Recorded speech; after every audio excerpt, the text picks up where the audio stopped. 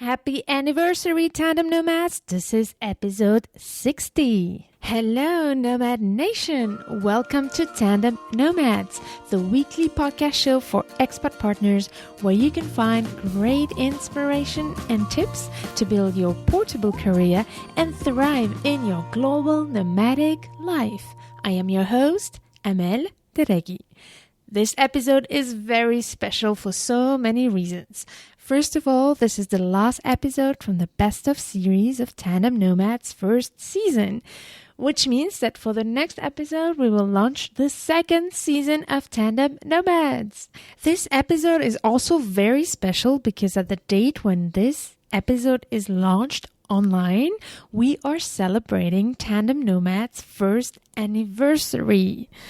What an amazing year. I think I will probably plan an episode where I will share with you some of the momentums and the exciting things that happened in a year and all the things I've learned. But the other reason why I love this episode is because it's a great coincidence that we have that the first anniversary episode is also the final best of series episode that is focused on entrepreneurship and how to start a business as a solution for expat partners' career challenges. In fact, for those who know me now, you know that entrepreneurship is for me not just a sense of business and a way to make money, but it's a real passion for me and a mindset that I believe every expat partner could benefit from. And this is why a lot of my episodes are based on how to build a portable business. And even if there are some jobs that can be portable for expat partners, these jobs are usually very limited. So I really believe that one of the main solutions for expat partners is to start their own small portable business. And that is why I try to bring you as many examples, inspiration, and practical tips to help you take that leap and build your own portable, successful business. So just like last episode, I have to say that it was really hard to pick just 4 extracts to bring you useful tips on how to start your own business, because the majority of Tandem Nomads episodes show examples of different expat partners who manage to build and grow their businesses while moving from a country to another. So I had to choose those that summarize well what has been shared in a lot of previous episodes. And I have to say, I'm really excited to share this best of series with you because there are so many gems that have been shared with our guests. So let's start now with Andrea Martins, a serial entrepreneur who founded 3 companies she started when she joined her husband abroad, quit her successful job, and launched the famous website that you might have heard of called expatwomen.com that got so much success that she managed to sell it for a substantial 6-digit price. So after that, she founded 2 other startups, one called Story Resumes to help job seekers create attractive resumes through storytelling, and then Green Socks, which is like the Uber for lawn mowing. So each startup she founded is basically a problem she had, and then she turned it into a company. Which is exactly what I mean when I always say on Tandem Nomads, let's turn challenges into opportunities.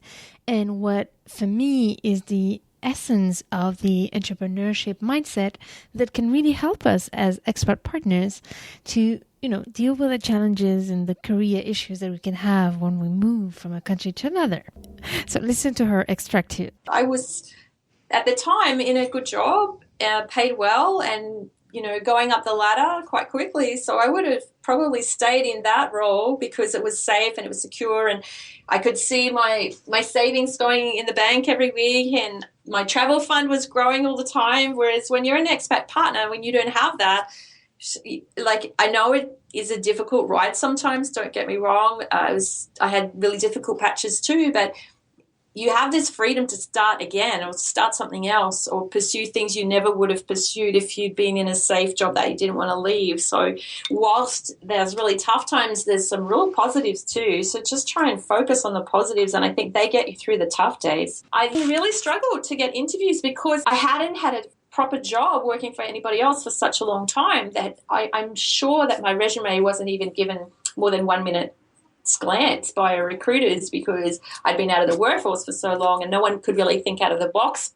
What really helped me was getting involved in the local startup community and going to a startup weekend. So startup weekend is a global phenomenon, really. Yeah. It started in Boulder, Colorado, and every weekend around the world there are always dozens of startup weekends where you can go. I think they have like 220,000 plus people every year who participate in a startup weekend. But what they do on that weekend is they teach you about lean startup principles in terms of starting a business for as little money as possible and going to ask the customer for feedback first. And it was such a really good weekend and lesson. And I met so many good people. And then after that, I just kept going to events and meeting people and learning about the whole lean startup philosophy. Really, really teach you about how you can start an idea, including when you're an expat overseas at a really, really low budget. And the key thing really is just get the most basic concept or idea and go and talk to strangers and get feedback. Ask them questions like,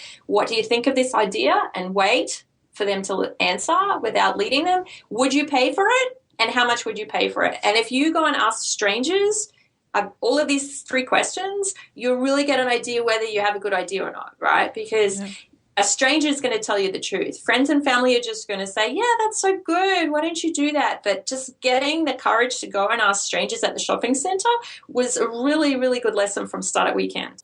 If you want to know more about how Andrea created each of her companies, check out the full version of this episode on tandemnomads.com/37. Now you will hear from Erin Long, a speech pathologist who managed to transform her therapeutical skills into a portable business. Erin helps her clients all over the world via online therapy sessions. While moving with her husband and kids from a country to another, she managed to grow her company and expand her services. This is a great day and age to be an expat in with technology and the internet. There are just so many online services now. So I said, okay, I'll start this as a business, and I set up everything online. I set up my payment plan online, and I found the right online platform to use for therapy. And I expected that people would really just love this idea and love this service, and I would just be a rock star and everybody would be calling me. But no, that's not at all how it went. So I would occasionally get a referral, and it started with a few clients. And so, at that point, I will admit, one day I just stood in the kitchen and cried and said, this will never catch on. And I had to really build myself up in terms of resiliency so that I came to understand this is a business and you have to make it grow. It doesn't just happen. Yeah. They grow over time. And I read a book called The Art of the Start. And I think that really helped me understand that we as Americans think, we're always one step away from becoming super stars, becoming rich. We're going to all attain the American dream. And that's not how a business runs. So that helped me a lot, because what the point of the book was, it doesn't matter what you're starting. Almost nobody walks into instant success.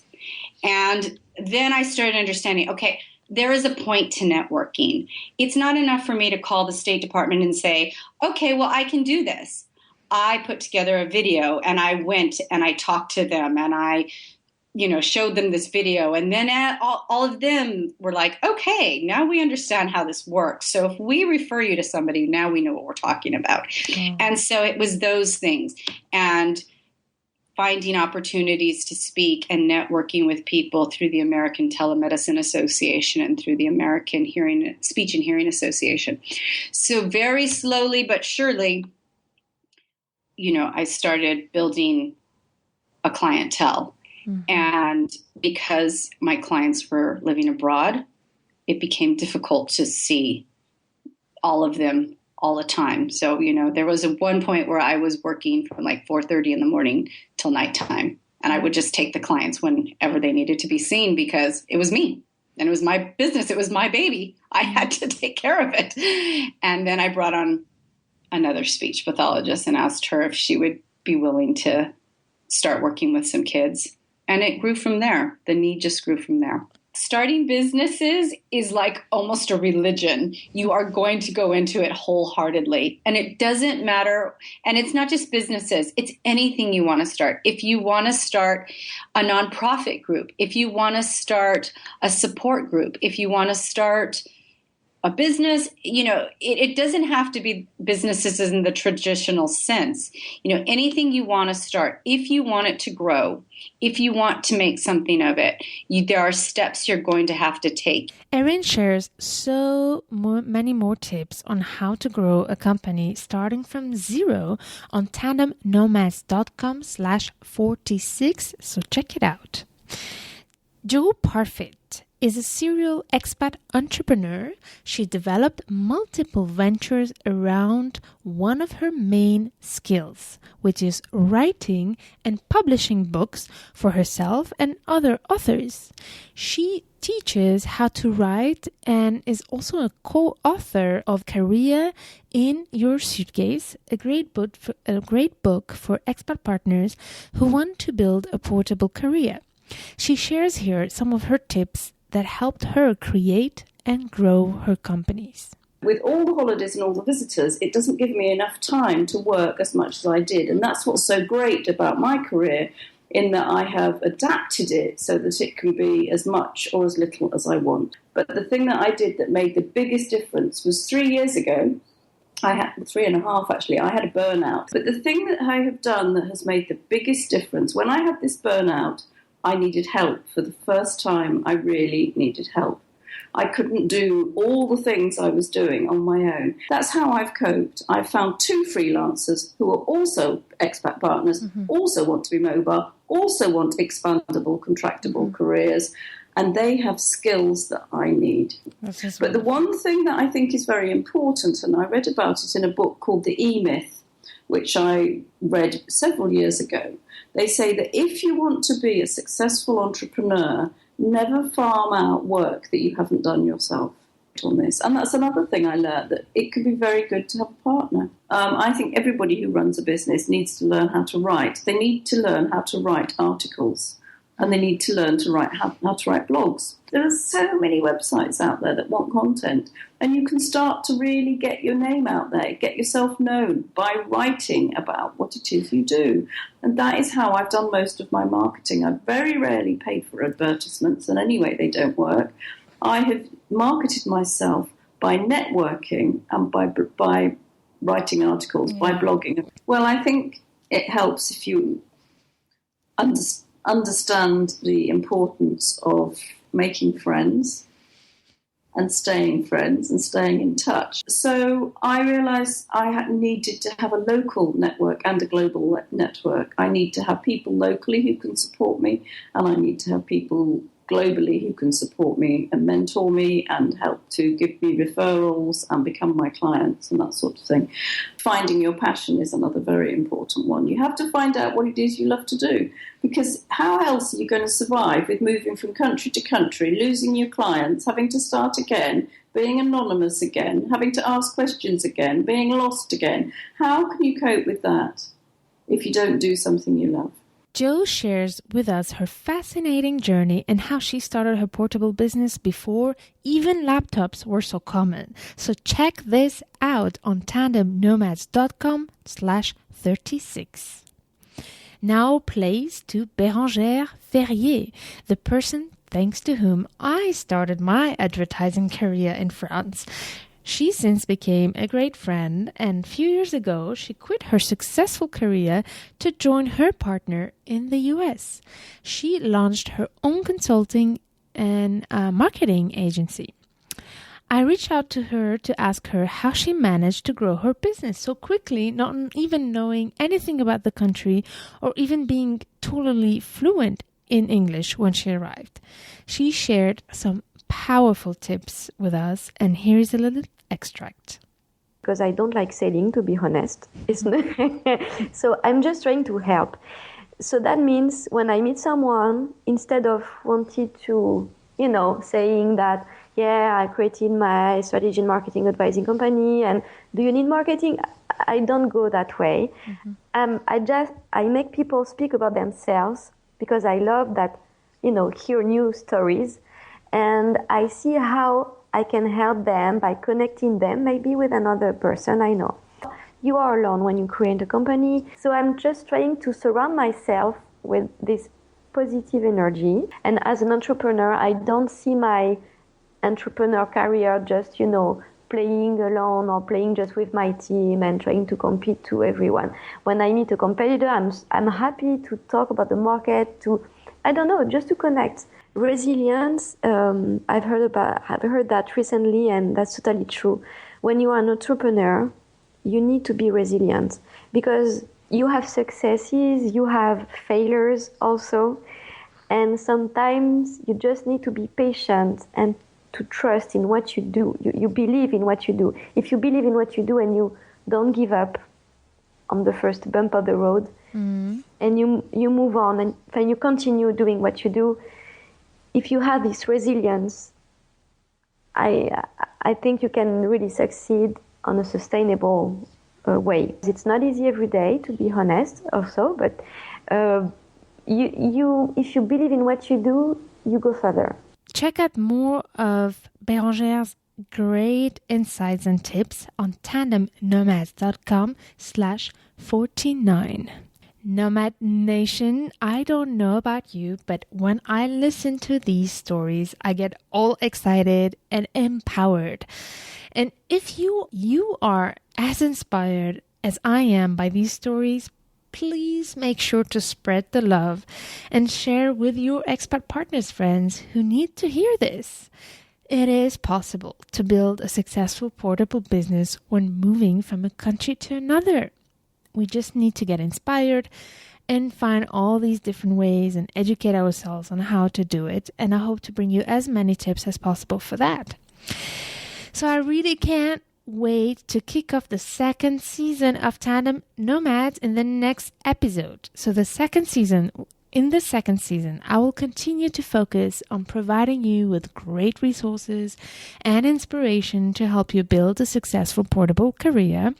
I also consider that my mission with Tandem Nomads is to provide the crucial information that expat partners need to know to take care of themselves and their families when living abroad. So if you feel these episodes helpful and inspiring, again, please make sure to share them with your expat friends and comment in the episode's webpage. I would love to hear about you and your story and how we can help each other. So in the next episode, the first episode of Tandem Nomad's second season, I will bring you an expert on freelancing.